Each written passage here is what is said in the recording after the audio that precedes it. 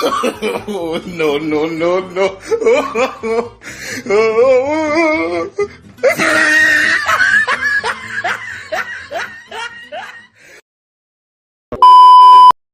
Hello mga idol, for today's video ay magpapalit tayo ng brake light switch dito sa Shogun FI.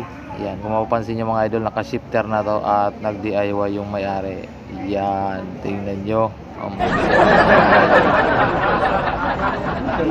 Yan, so yan ang papalitan natin mga idol. Bali meron tayong gagawin dyan sa may pinaka brake master, yung tornilyo ng brake master natin, papalitan natin yan.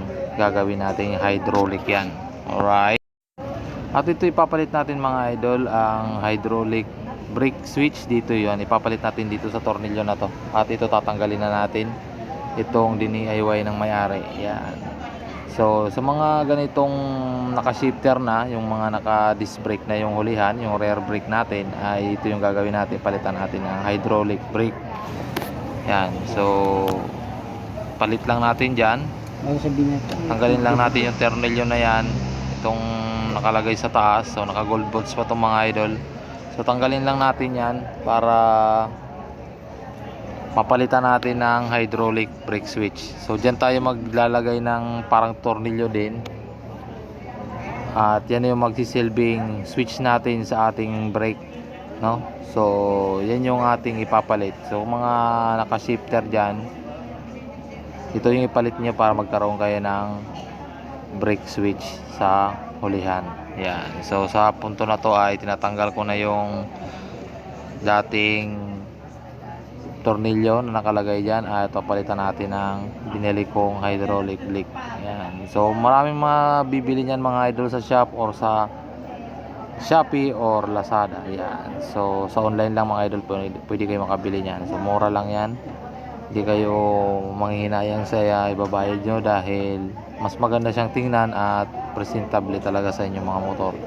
Yan, so sa punto na to pang idol ay kinakabit ko na yung binili nating brake light switch dito sa motor na to.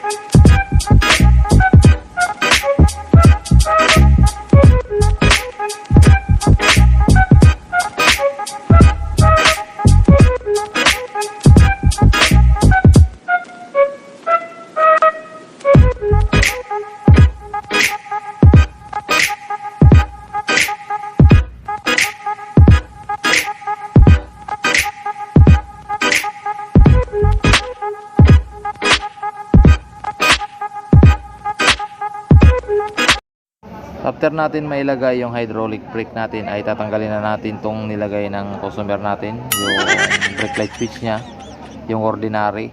Yan, so tanggalin natin dito sa shifter at ibalik natin sa dati yung kanyang tornilyo. Ayan, para mas magandang tingnan at hindi nakaharang dyan sa ating shifter, no?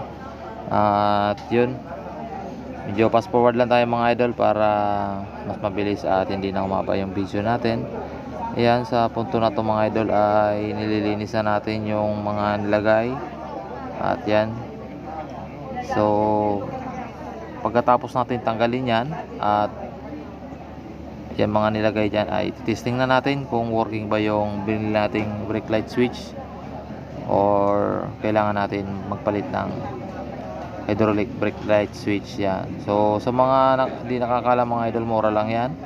At huwag kayong matakot dahil napakabilis lang ikabit nyan at hindi kayo mapapagod sa pagkabit ng hydraulic brake switch. After natin matanggal yung dating brake light switch dyan, at ito na yung ating wire ng ating hydraulic brake switch. So dinugtungan natin, medyo mahaba-haba para umabot dito sa socket na to.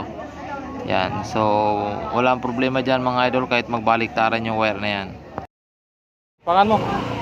Oh, magana no. Okay. At yun nga mga idol, working yung ginawa natin. At yan, so mas maganda na yung ating brake light switch. Yan, presentable at kita nyo naman, gumagana. So maraming salamat sa inyong panonood mga idol. Hanggang sa susunod natin mga video. At paalam mga idol.